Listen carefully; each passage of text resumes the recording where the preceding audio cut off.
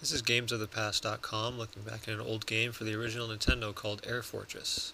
The idea behind this game is to work your way through 8 air fortresses, and each stage has 2 parts. The first part is when you approach the fortress, which is in a side-scrolling shooter mode much like everything else out there. During your approach to the fortress, you will kill enemies and collect energy and special bombs. If you touch anything at this point in the game, you will be toast.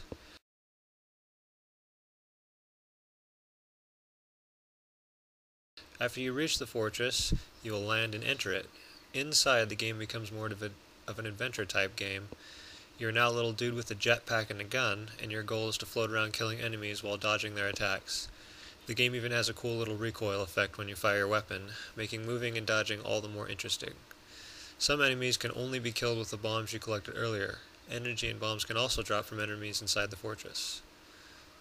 Your energy will decrease as you move around with your jetpack, however it will regenerate back to your maximum energy amount if you stand still.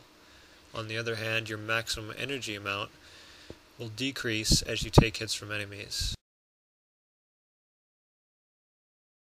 Your goal inside the fortress is to locate the power core and destroy it. You then need to find the exit and escape before the entire fortress self-destructs. This can be pretty hard since the exit is never near the power core. You really need to haul ass and find it. When you destroy the power core, the lights go out and the countdown begins.